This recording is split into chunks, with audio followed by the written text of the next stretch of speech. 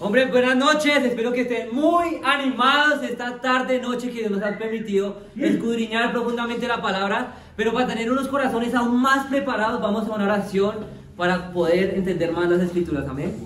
Padre amado, Señor celestial, muy buenas noches, Padre, te damos gracias, Señor, por este momento que tenemos para abrir las escrituras, Padre, y ser sensibles a ellas, Padre. Como dice en Lucas, Padre, Señor, tú le abriste la mente para que entendieran, Señor, los apóstoles las escrituras, así que por favor, Padre, Señor, ayúdanos a entender esta noche las escrituras profundamente, que salgamos con decisiones, Padre, para cambiar nuestra vida, Padre, que no sea un intersemanal más, Padre, Señor, sino que salgamos motivados a soñar más grande contigo, Padre, a no ponerte límites, Padre, Señor, y a soñar todas las cosas grandes que tú tienes para Bogotá, Padre. Te oro muy agradecido, Señor, y que sea tu Espíritu Santo guiando este momento, Señor. Te oro muy agradecido en el nombre de Cristo Jesús. Amén y amén. ¿Saben? Una cualidad que tienen todos los colombianos y en especial todos los latinoamericanos como hombres es trabajar duro. Todos los hombres de Latinoamérica se esfuerzan mucho porque, como todos sabemos, la vida no es fácil en Latinoamérica, ¿no? Se requiere mucho esfuerzo, mucho trabajo duro para poder salir adelante. Pero muchas veces usamos eso como una excusa para no arrepentirnos de nuestro pecado más grande, y es el comodismo. Amén. Podemos trabajar, pero cómodamente, para conseguir sueños pequeños. Y hay un hombre que se llama Jorge Paulo Lemann, que es el hombre más rico de Brasil y uno de los más ricos de Latinoamérica, que dijo la siguiente frase: sueña en grande porque tener grandes sueños requiere el mismo trabajo que pequeños sueños. El trabajo que tú requieres para sueños grandes es el mismo trabajo que requieres para sueños pequeños. Entonces, ¿por qué no soñar en grande? Si vamos a soñar por Colombia, hermanos, quiero invitarlos en esta noche a que soñemos en grande para Dios. Amén. Por eso el título de mi prédica es Hombres que sueñan cosas aún mayores. Hombres que sueñan cosas aún mayores. Y mi primer punto es: sintamos lo que Dios siente. Si queremos soñar cosas aún mayores, debemos sentir como Dios sentía. Amén. Vamos a una escritura que está en Lucas 23, 39 al 43. Sintamos lo que Dios siente. Vamos, sí. Lucas 23, 39 al 43. ¿Conmigo? Vamos, sí. Sintamos lo que Dios siente. Uno de los criminales allí colgados empezó a insultarlo. ¿No eres tú el Cristo? Sálvate a ti mismo y a nosotros. Pero el otro criminal lo reprendió. Ni siquiera temor de Dios tienes, aunque sufres la misma condena. En nuestro caso el castigo es justo, pues sufrimos lo que merecen nuestros delitos. Este, en cambio, no ha hecho nada malo. Luego dijo: Jesús, acuérdate de mí cuando vengas en tu reino. Te aseguro que hoy estarás conmigo en el paraíso. Wow. Le contestó Jesús. ¿Qué estaba pasando acá? Jesús ya estaba crucificado con los dos criminales. Y vemos el corazón de ambos criminales. El primer criminal lo que hizo fue insultar a Jesús. Pero el segundo criminal fue más compasivo, y a pesar de la situación de estar ahí crucificado, él no tuvo un corazón de juzgar, o un corazón de quejarse. Ahí es como para analizar qué corazón tenemos nosotros con Dios, ¿no? Cuando estamos en situaciones difíciles. Y lo más increíble es que el ladrón, estando ahí, le pidió algo muy grande a Jesús. Le dijo como: acuérdate de mí cuando vuelvas, ¿no? Y lo más increíble fue lo que Jesús le respondió: te aseguro que hoy estarás conmigo en el paraíso. Hermano, si queremos sentir como sentía Dios, debemos sentir la compasión que sentía Jesús. Si queremos en verdad sentir como sentía Dios, debemos sentir la compasión que sentía Jesús. Imagina nomás, Jesús estaba crucificado, estaba con los clavos en ambos brazos, estaba con clavos en sus piernas, estaba con la corona que le estaba sacando sangre de la cabeza, estaba deshidratado y desangrado. Uno podría decir normalmente como: pues bueno, es normal que Jesús piense en él, ¿no? Porque está en una situación que está a punto de morir. Pero Jesús en su mente no estaba pensando en él. Jesús en su mente, a pesar de tanto sufrimiento que sentía ahí, él decidió pensar en salvar al criminal que estaba a su lado.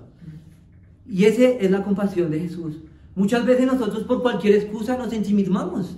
Tengo que trabajar, tengo que estudiar, no he comido, evangelizo después, y pienso solo en mí. Pero si nos ponemos a compararnos con el estándar de Jesús, la compasión de Jesús es otro nivel. Imagínate tú crucificado, ¿harías lo mismo que hizo Jesús? ¿Tú crucificado pensarías en el ladrón de al lado para salvarlo y llevarlo al cielo? Entonces, hermanos, quiero que hoy entendamos esa compasión de Jesús. Y yo estoy seguro que aquí todos tenemos ese potencial de ser compasivos. Todos alguna vez hemos sido compasivos con un perrito, con algo en nuestra vida hemos sido compasivos. Pero yo sé que podemos llegar a ser aún más compasivos. ¿Y cómo lograr esto?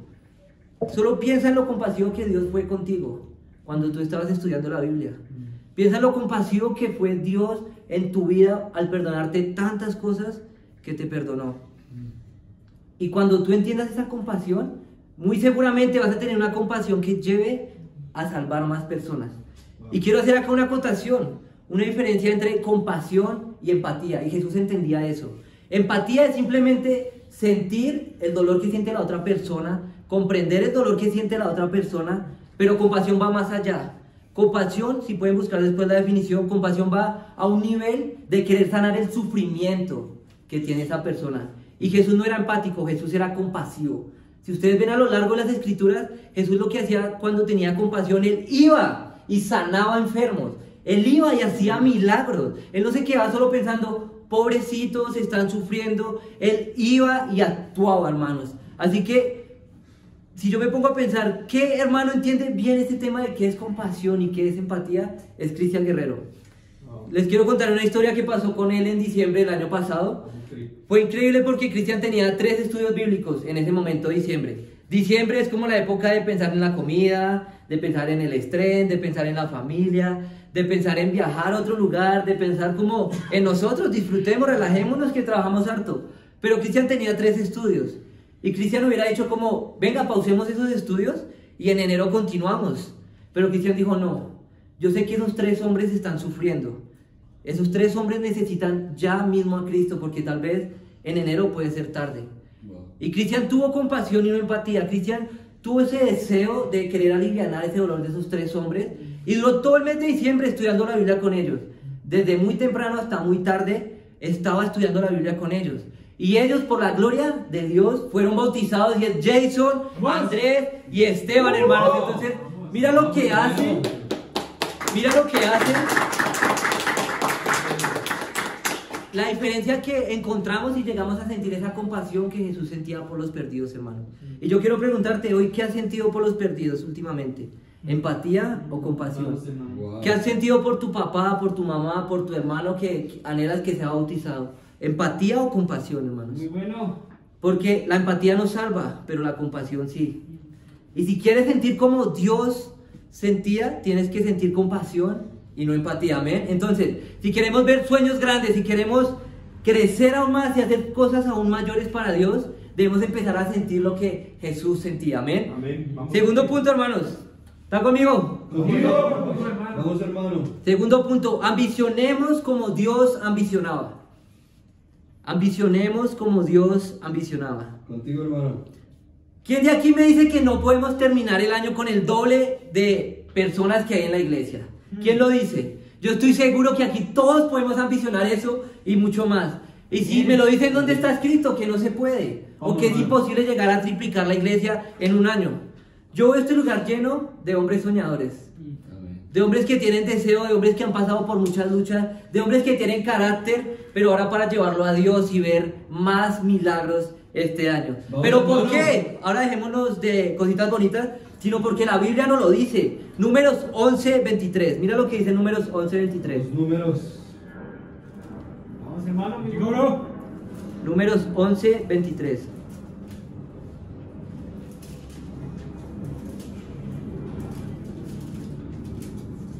Camilo no estaba porque le gustan los números, ¿no? Números 11:23. Dice así. ¿Llegaron? Vamos. El Señor respondió a Moisés: ¿acaso el poder del Señor es limitado? Pues ahora verás si te cumplo o no mi palabra. Esta escritura, ya con la escritura ya creo que se entiende todo. Y es básicamente, Dios no se limita por nada. Mucho menos se limita por los límites que tú tienes. Pero ¿sabes? De aquí sale una paradoja. Aunque Dios no está limitado, Él decide limitarse por nosotros. Porque claramente Dios puede hacer todo sin nosotros. Claro. Pero él elige no hacerlo sin que nosotros estemos ahí. Él decide limitarse por nosotros. Porque Él quiere que nosotros estemos con Él. Y de verdad, Yo te pregunto, ¿tú quieres ser la persona que limita a Dios? No. ¿Tú quieres ser la persona que le pone límites a todo lo que Dios puede hacer en tu vida en este 2023? Muy bueno, hermano. Yo estoy seguro que ninguno quiere, ¿no? Y cuando yo pienso en esos hombres que no pusieron límites en su vida para Dios, pienso en Don Robert. Amén. Don Robert fue increíble como el año pasado tenía una familia totalmente fracturada. Un matrimonio que a simple vista podíamos ver que estaba difícil. Y para todo el contexto que estaba viendo Robert, fácilmente podríamos decir como, bueno, Robert, ¿por qué necesita creer en Dios o amar a Dios con esta situación tan difícil? Pero Robert no puso límites al poder que tenía Dios. ¿Y qué pasó primero? Por oraciones de David y por el carácter de Robert, él quiso como, ok, Dios, la palabra habla más que lo que yo estoy pensando en mi mente y los límites que tengo en mi mente. No importa la edad, no importa el tiempo, no importa lo que esté pasando, yo sé que tú puedes hacer cosas grandes en esta familia. Y primero Robert fue bautizado a mediados de octubre y este año Dios le permitió casarse con la mamá Luz, amén. No se limitó sin importar las situaciones, hermanos, porque tal es la ambición de Dios que no tiene límites. Un hombre ambicioso para Dios, hermanos, un hombre ambicioso para Dios no tiene límites. ¿Por qué? Porque Dios tampoco tiene límites, amén. Un hombre ambicioso para Dios no tiene límites porque Dios no tiene límites. Y para entender eso un poquito más, para cómo ser más ambiciosos, vamos a Filipenses 1, 15 al 18. Vamos. Filipenses 1, 15 al 18. Contigo, hermano. Vamos.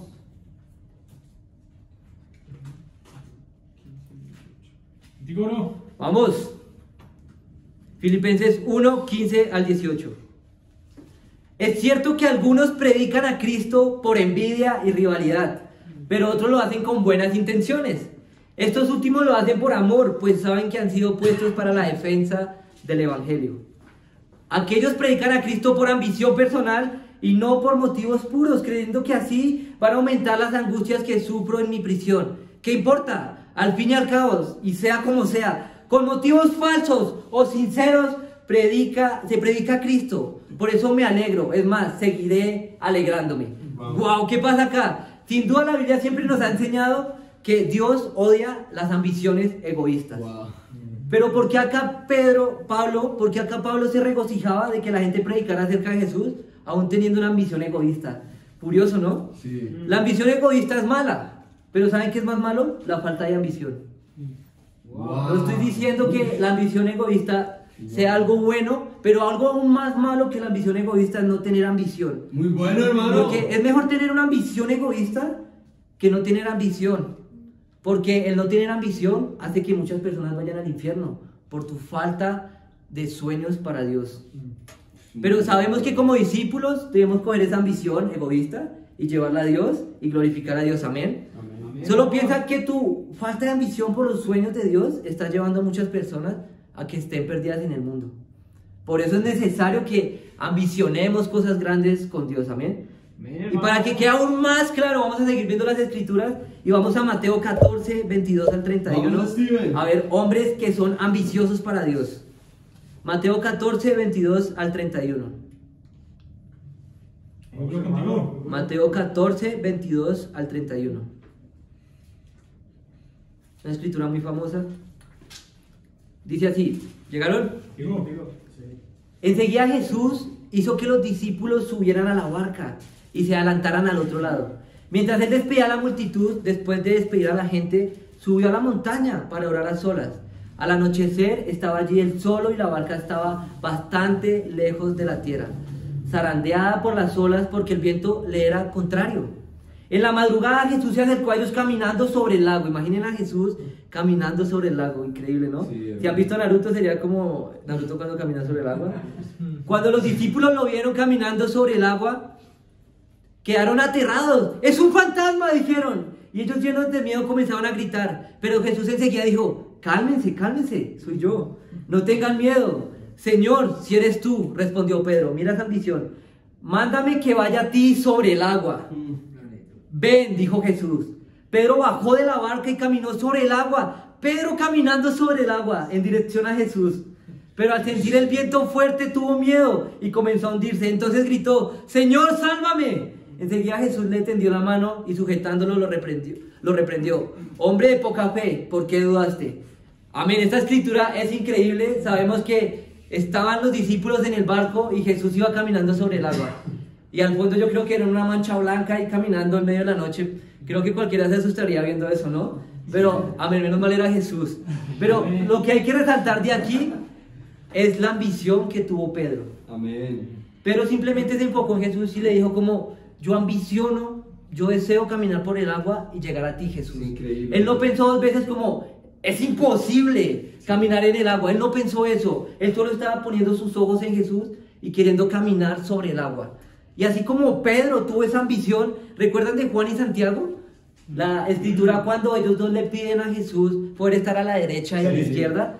Jesús no los reprendió por su falta de ambición. Jesús no los reprendió por su ambición que tuvieron. Ellos fueron como, Jesús lo que hizo fue como direccionar esa ambición que ellos tenían, pero nunca los reprendió por la ambición que tenían. ¿Y saben cuál es una cualidad de Juan, de Santiago y de Pedro? Ellos eran uno de los 3 discípulos más cercanos de Jesús.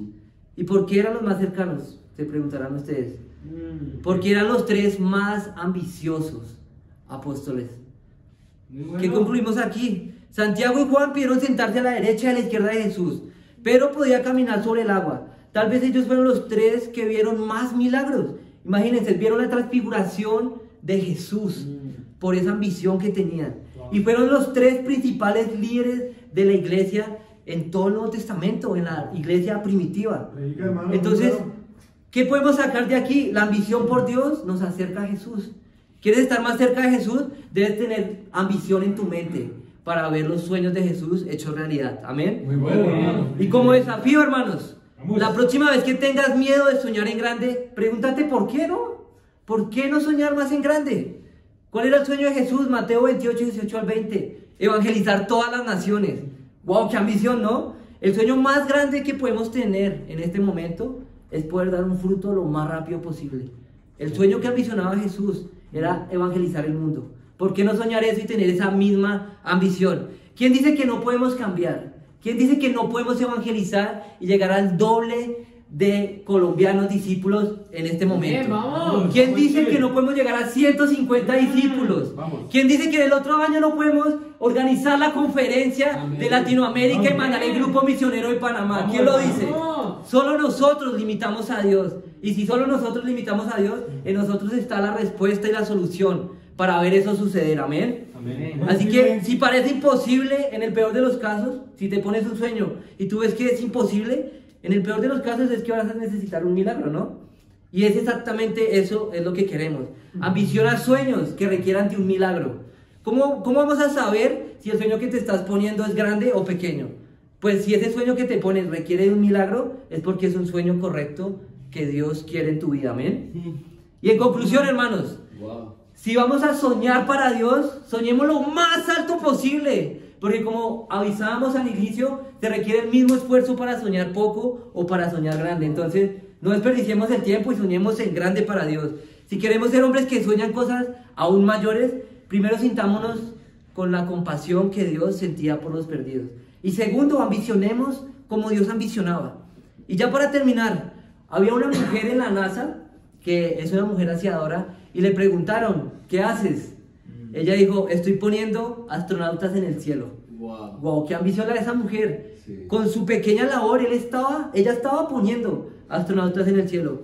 Y yo te quiero decir, hermano, que tú en verdad también puedes poner, no astronautas en el cielo, sino discípulos en el cielo con la palabra de Dios. Amén. Wow. Y para Dios sea la gloria. Amén.